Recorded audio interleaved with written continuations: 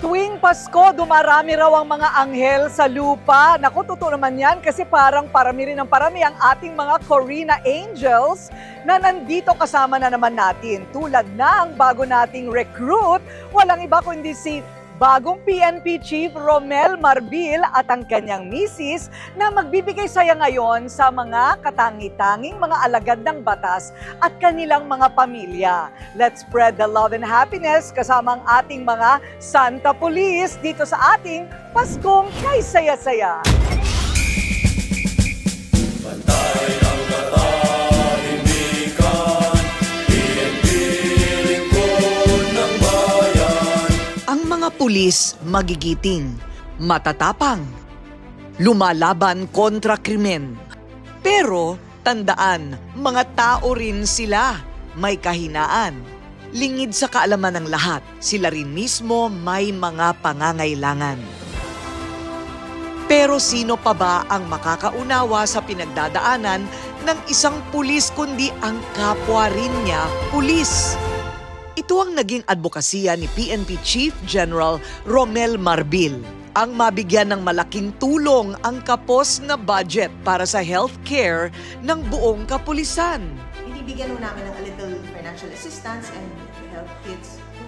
Ang kanyang misis na si Mary Rose, bukas palad rin ang pagtulong at pinangunahan ng Philippine National Police Officers Ladies Club Foundation.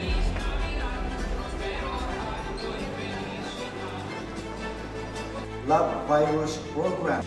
Ngayong taon, mas napaaga ang Pasko para sa mga magigiting nating pulis dahil December 7 pa lang, nakatanggap na sila kasama ang kanilang mga pamilya ng aginaldo mula sa nagmamalasakit na grupo.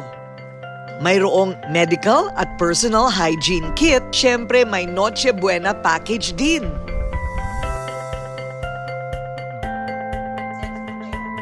Nagsagawa din ng medical at dental check-up. Libre pati gamot at vitamins. Ang ilan sa mga dumalo, nagsulat pa ng kanilang mga Christmas wish. Umaasa silang may milagro ang langit at matutupad ang kanilang mga hiling ngayong Pasko. Ang sinulat ko doon kasi mabigyan ako ng piyesa na bakal para sa aking operasyon. Free medications. Kasi alam mo naman yun, magastos, opo. This is something that we do all year round, but medyo extra special lang for this Christmas because we ask them to make wishes that we hopefully can grant to them. Lagi na lang sila yung tumutulong. So parang hindi napapansin ng mga tao na may pamilya din itong mga to. Kailangan din nila ng tulong. Ang Christmas tree, simbolo ng Pasko na sinasabitan ng samut-saring palamuti. Dito, sa kampo ng Philippine National Police, ang Christmas tree ay may mga nakasabit na papel na naglalaman ng mga Christmas wish ng mga pulis na lumalaban sa iba't ibang mga sakit. Merong mga pulis na sobrang tanda na, may pulis na may cancer, o kaya naman nagdadialysis na at iba't iba pang mga karamdaman. Ang kanilang mga hiling ngayong Pasko ang susubukang tuparin ng Officers Ladies Club Foundation ngayong darating na Pasko.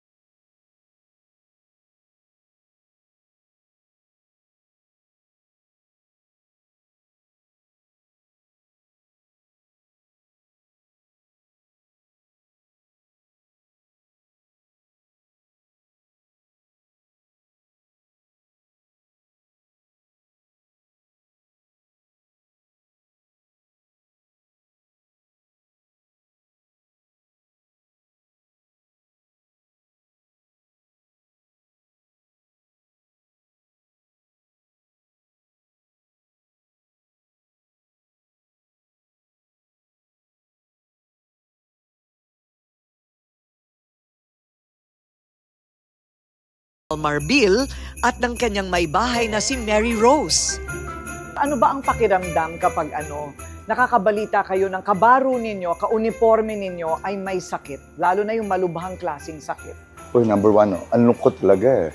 Kasi dito, okay lang sana kung itong mga tao may mga pera eh. Yun nga, wala. Yun ang nagiging problema namin.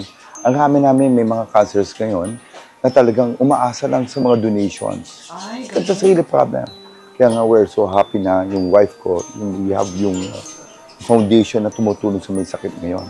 So sino naman ang pupuntahan natin dito sa ward? Ito si Marlon Tenino. Na-amputate yata yung legs niya. Oo.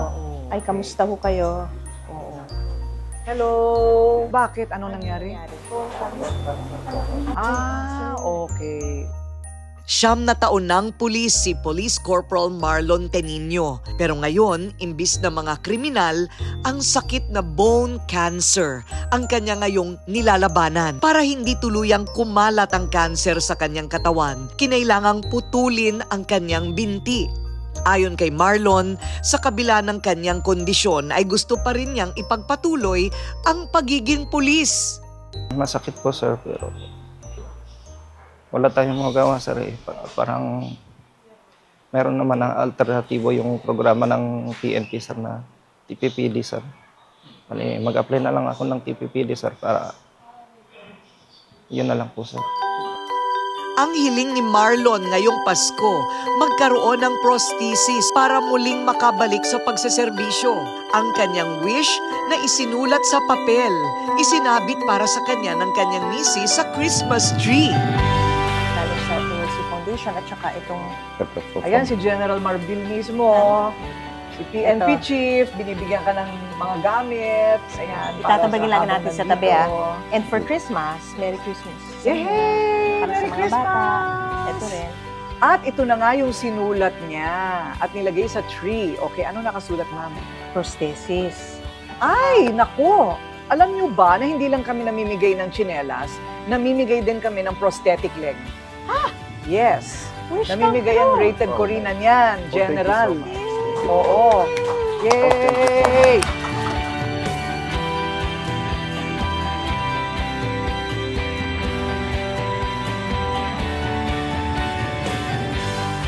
Cancer din ang sakit ng patrolman na si Ginoong Auster Bolima Jr. mula Obando, Bulacan. Musta pakiramdam, sir? Stable naman po. Stable naman. Meron kaming konting pamigay mula sa OLC at kay PNP Chief. Ano naman ang wish niya? Okay. Basahin ko. My wish, gusto ko po na gumaling sa aking kinakaharap na karamdaman. Matulungan po sa financial na paghanap ng lunas ng aking karamdaman. O sige, labanan natin yan. Oo, lalabanan nun natin. Labanan natin yan, ha? Magpapadala. Wish come true to.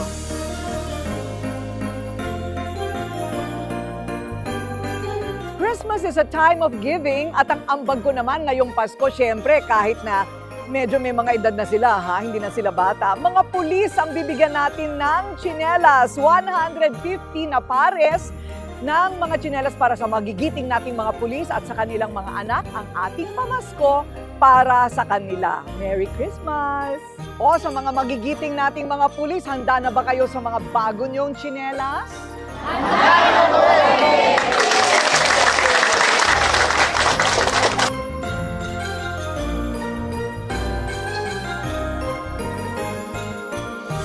Ito ang unang beses na magpapasko ang pamilya Marbil sa PNP headquarters sa Krame. Simula nang italaga bilang pinakabagong PNP chief ni Pangulong Bongbong Marcos Marso nitong taon. So ma'am, kayo po talaga ang namili ng lahat na nandito. Namili, yes. It's my team. Team ko yan and all. Pero ibang yan. Nagkabit. Pero bagay na bagay kasi parang very serene, very parang neutral colored, no? And in line to with the theme of the entire camp. Ah, really? It's blue. Ah, okay. Blue, gold, Kasi yun ang kulay ng pulis. yes. Oo, blue and gold talaga. Yes. So, General, may mga bagay talaga na wala kayong say. May mga bagay talaga, aminin. May mga bagay na wala ka ng say. Marami. Marami. Hindi lang alam ng public. Pero agree naman kayo sa aesthetics ni ma'am. Di ba? Of course. Praktisado yung ngiti ni PNP chief pagdating sa mga tanong about the wife. So, paano ho ba ang typical na Pasko ng isang PNP chief? May katahimikan pa rin po ba? May oras para sa pamilya? Yeah, of course, may oras naman talaga. But, alam mo, minsan,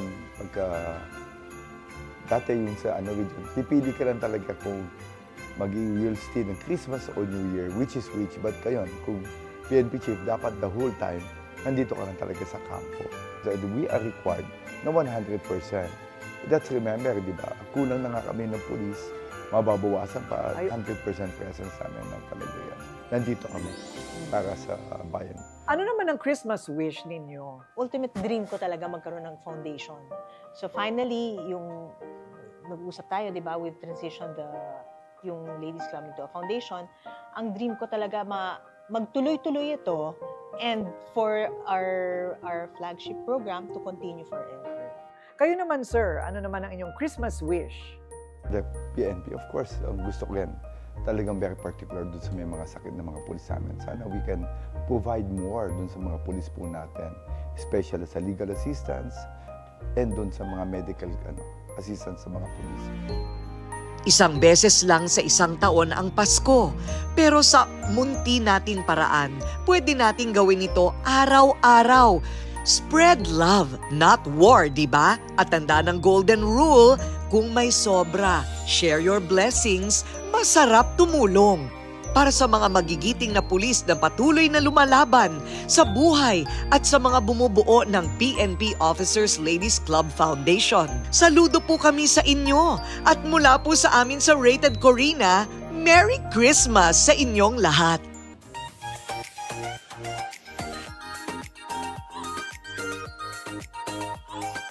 I don't use any other shampoo and conditioner except Happy Hair Shampoo and Conditioner. Ayan.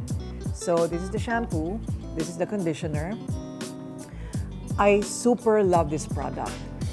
Ang ginagamit ko dati na shampoo is always parang keratin galing Amerika kasi yun lang ang kasundo ng hair ko. One day, ayaw nang mag-respond ng hair ko. Parang hindi na siya gumagana. Talagang parang kulot na hindi mo maintindihan na pasunog sa hair dye. So, I used this one. This is what I made. May keratin, may argan oil. All the best ingredients. Kaya medyo mas mahal siya kaysa sa ibang shampoo. But you get quality. And guess what? Nung ginamit ko yung shampoo and conditioner ng Happy Hair, dapa ulit ang buhok ko. Super straight na yung hair mo, super kintab, and tumigil ang falling hair ko. That's Happy Hair Shampoo and Conditioner. I love and I am so proud of these products.